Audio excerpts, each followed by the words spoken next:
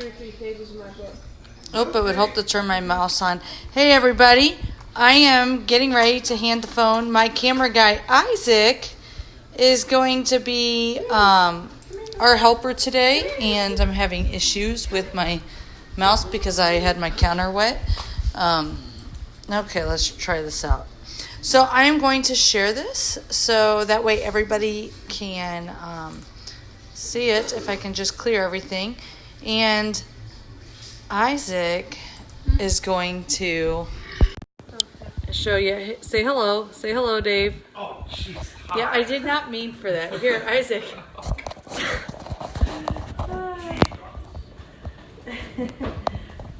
Stop, Isaac. Be serious about stuff. Oh, okay. It's all right. I see you. A nice smile. Okay. All right. Sorry, my bracelet's all messed up. All right, so we're doing Ice my cream. favorite. Yeah, we're doing What ice flavor? cream because What you know flavor? I love this ice cream. We're doing a cinnamon one. And I ran out of heavy whipping cream, so I'm only using 2% milk, so I'm going to see how this turns out.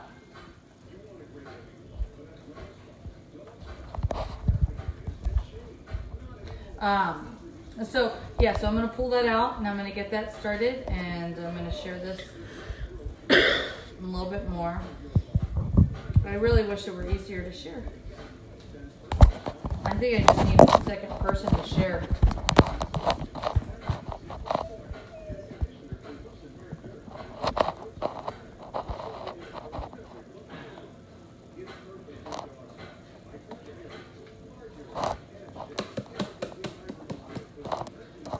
All right, Isaac. Am I being shown? Are you looking at the camera? You are. Yeah, that wasn't there. All right, so I thought this would be fun because you know I love the ice cream maker, and everybody needs one. And I need to find the right thing. Of course, Dad's watching because that's what he does. Okay, because everybody does need the ice cream maker. I absolutely love it because you can make your ice cream any way, anytime. All you have to do is have a couple of simple ingredients. And there's a lot of variety. So let me grab out the mix. I am going to. I know it's not going to thicken. Not thicken. I know it's not going to be as creamy as normal, but that's okay. So here's the pieces to our ice cream maker. It comes with a silicone lid to cover it while you store it, so that way you don't have ice crystals build up. So are you? Oh, I will. No, let's not. Okay, snap this in. Okay, put the paddle on. You're ready. So there's little notches here that you just lock it into place, so that way it spins properly. Plug it in. What? Okay, let's not be obnoxious. Okay, I normally set this for 20. I'm gonna do 25 just because I think it might need a little bit of extra time to spin. Just gonna mix this up. Now, I did 3 cups of just 2% milk. I did some butter extract that I use for like my buttercream icing. I used a little bit of cinnamon and a half a cup of sugar, and that's all that there is in here, okay? So, you know, those of you guys who are dairy-free, you can do your dairy-free options. You can do this as, you know, as frozen yogurt. You can do it, really, the options are endless. We used to have, in one of our cookbooks, we had a no-churn Irish cream ice cream, and that used to be one of my favorites. And it was delicious. I think I'm going to try it I'm going to find it and I'm going to try it in the ice cream maker. And I will share that. Go ahead and let the dog out while. I'm recording. I know you're recording. Walk over there still, though. It's okay. Alright, I'm going to test on my sausage cookie. And I'm going to find my Nixon chop and grab it. There we go. Did you really set it down? Yeah, you told me to let the dog out. Okay, you could have walked with it, not set it down. Okay, you're going to have to get up and come over. So you're going to have to actually move around, okay? All right, so I got my mix and chop out, and I turned on the oven. I'm going to start letting the pan get hot and get my turkey sausage. Now, I am going to get my butter melted. No, I don't want, that's not how you use it first off. So stop messing, and why don't you look at me and do your job right, or you're gonna have like permanent duty of doing this. And it won't rotate between you and your brother. Okay. Now, let me grab another one of my scrapers because I'm going to need to mix this. I want my butter.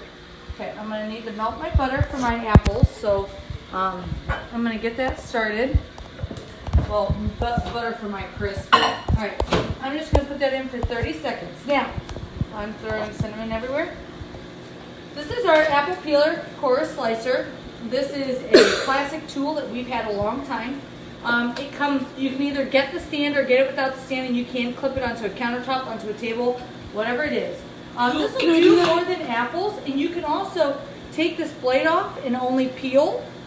This is your coring and slicing blade. You can go without peeling and just core and slice as well. No, you're going to hold that. Okay. Well, I've never done that before. Okay, so, yes, you actually have plenty of time. Oh. Alright, so you're going to push this on, flip this up, and there are replacement blades if you ever have these dulls, so this thing should last you for years and years and years. And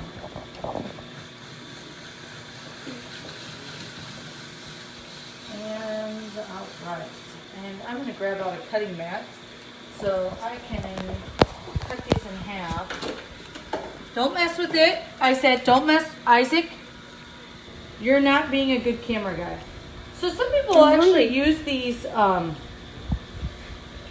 the peels for like little projects and like gummy type forms and all sorts of other things, drying it out. We'll just throw that core away. Go on to the next one. Push it on. Flip it up. Turn it.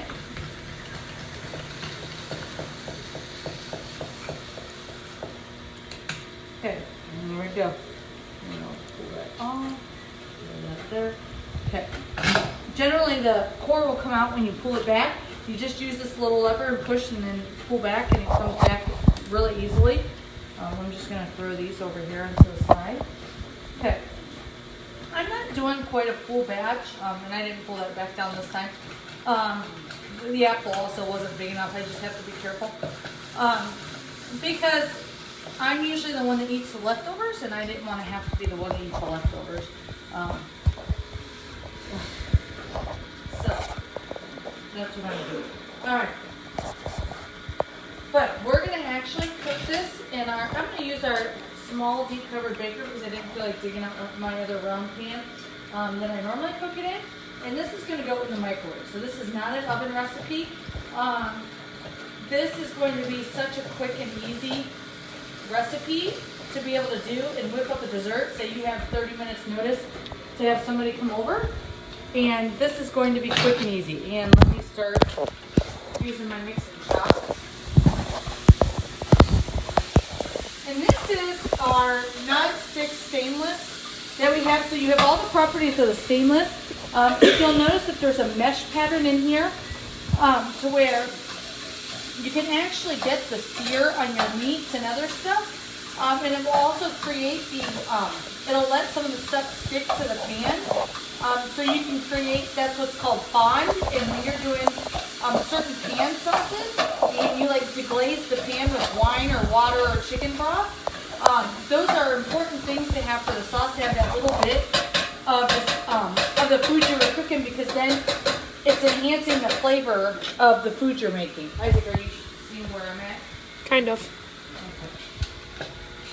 So, let's get these last two apples.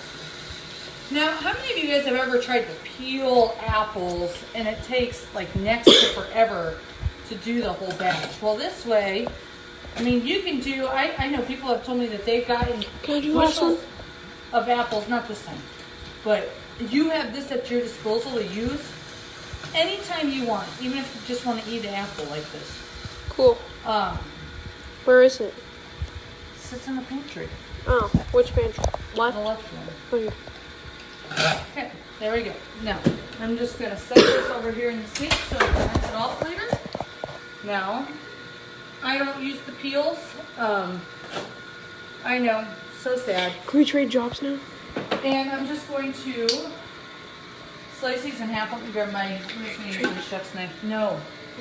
I'm just throwing these in the thing. And no, you're videoing right now. I'm talented, right? I know, you're extremely talented. You make some amazing brownies in the brownie pan. And you use it like a boss. Don't you? Okay. Sure. So, we're just going to put this in here. And you notice I don't have to sit and talk over the ice cream maker the whole entire time. It's a lovely thing. Okay, now, no, that's going to go in my better bowl. This is just separate. Alright, so I'm going to put my apples in here. Put this in here. Okay, now, I'm going to pull this out. I ran out of oats, so I'm not using oatmeal, so I'm going to use a little bit of slivered almonds for a slightly different crunch. I've got my cinnamon, and I added a little extra flour just because I didn't have oats, so I need something to kind of bind it together. Some brown sugar, and then I'm going to chop these almonds in my food chopper. I'm just going to do it right here in the lid, okay?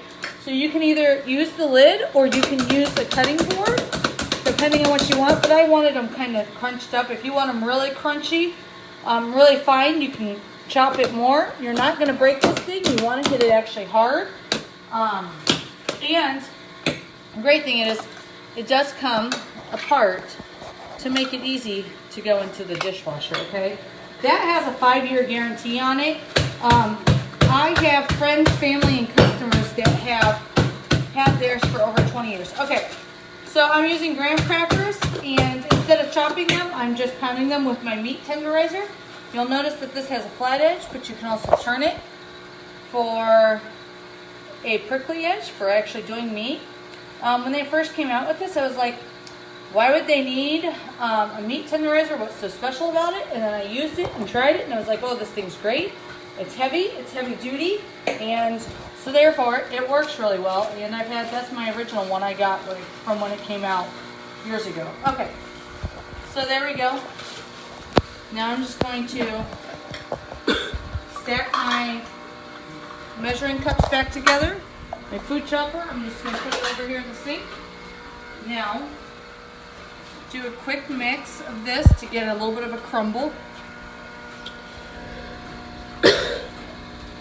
And we're going to put it on my... Now, when you're doing baking stuff and, things like crumbles and biscuits and stuff, you want to make sure you mix appropriately, because what happens is if you mix too much, you can overdevelop the gluten that's actually in the flours. And that's actually what gives texture to our food, is what the gluten does. So you want to make sure you're mixing appropriately, and so then you're not getting like tunneling in your muffins, you're not getting chewy biscuits, they're not overly hard, all that kind of stuff. So, okay. So, now, let's talk stoneware for a minute while I put this in. I'm going to put this in. I'm going to try it for about 12 minutes. That should be plenty. And I'm going to mix my, I'm going to mix it and you're going to hold, okay? Thank you. Because this is not easy to do one-handed. So you see I've created a little bit of foam on here, but it's actually coming right off as I mix. These handles, you'll see the rivets are not on there, so they're permanently attached, but you're not having to worry about cleaning the rivets on the inside of the pan, so it makes it easier to clean. And this is ready. I've got a little bit of crustiness, which will be perfect. I'm just going to finish breaking it up a little bit. And you'll see I am using it left-handed right now just because I wanted to make sure it was. All of our tools are designed for right or left-handed use. So that's something that's really handy. This sausage is this is turkey sausage. This is going to be used for our dinner tonight. We're going to have some pizza and some salad. And so it's going to be delicious. So I wanted to show you our salad spinner. You guys know how important it is to wash your produce. This is a salad and berry spinner. And so I'm going to put about as much lettuce. Now, when you wash it, your lettuce, it actually will keep longer. I'm only washing a portion of it right now because we actually do go through this pretty quickly. So I'm going to take and throw water at myself. I'm going to rinse it. I can even use this to get all of that off. Get it, make sure all of it's wet. Shake it out a little bit. And then I'll take and put the basket right here. Put the lid on. I'm going to unlock it so the handle comes up. And has the door been open this whole time? Yes. Go ahead. I'll keep pumping while you go close the door. Don't set the phone down though. Whoa. You're just here people looking flat. Okay. So I'm gonna lock this back up and I'm gonna use our brake. Stop it. I'll look at it. I'm gonna empty out a little bit of the water. It's not all the way dry, but we had all this water come off, okay? I'm gonna put this on again and try again.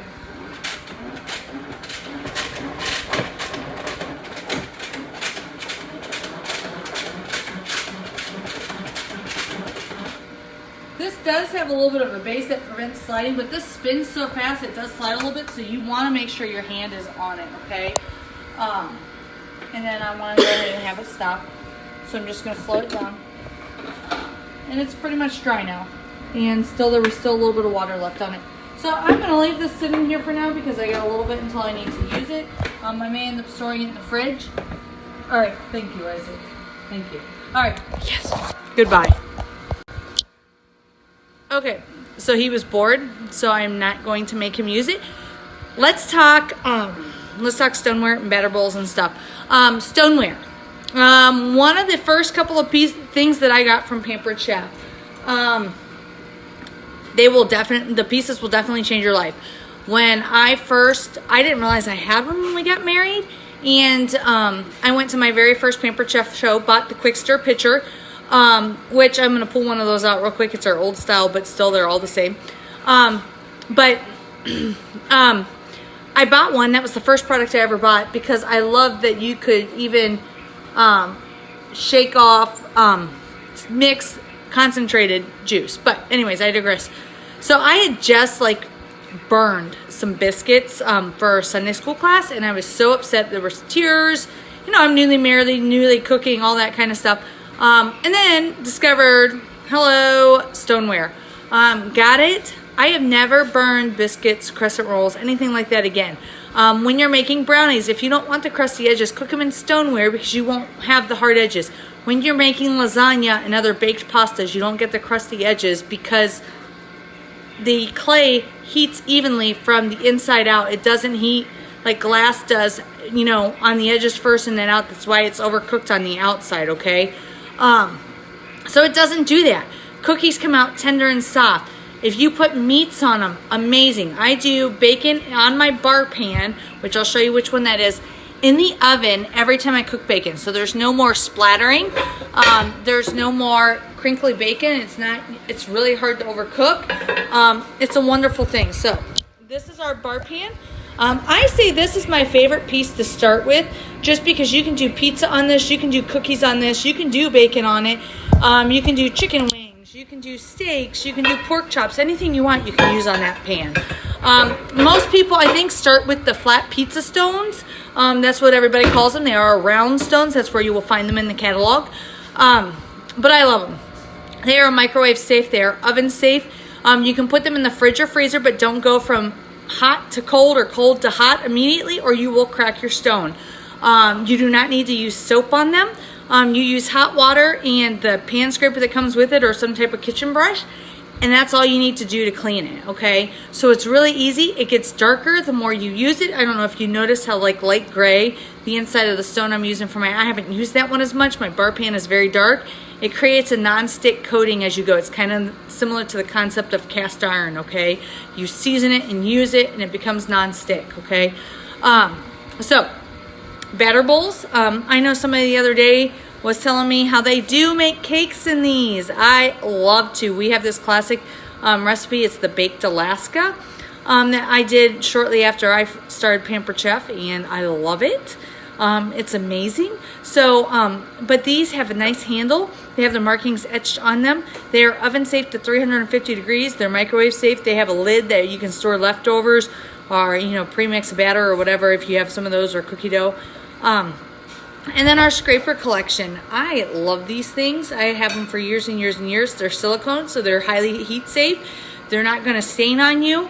And they're durable. They're molded in one piece, so they're not going to fall off or anything. They're fabulous.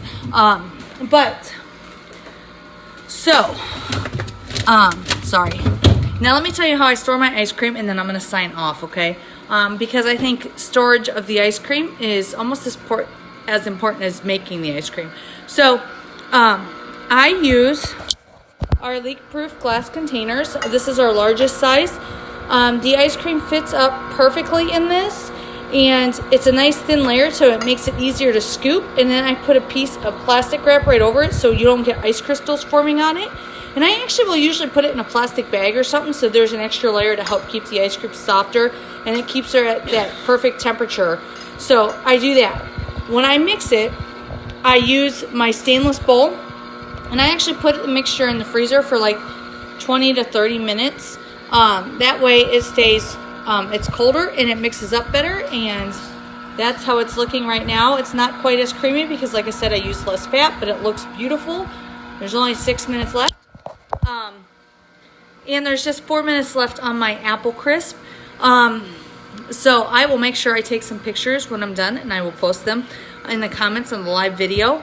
But I am going to go and clean up and get a few things done. I would love to hear if you have any questions, and personal request. Somebody was wanting to see the quick stir picture. I do have my new ones in here too. Here's our new style. My son makes iced tea all the time. This is what it is. It has, you can change open, closed, or full, strainer full. So you pump up to actually mix everything up. So whether you're using frozen juice concentrate, mixing up Kool-Aid, mixing up iced tea, whatever it is, you're not having to dirty an extra dish. You'll see we have Kool-Aid. I even have some other coffee. So super handy. I love having them. Like I said, it was one of the first products that I got.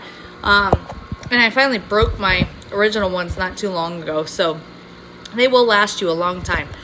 But anyways, guys, have a great Sunday. I'll take some pictures of the finished products. And I hope you guys have a wonderful afternoon. We'll see you soon. Bye-bye.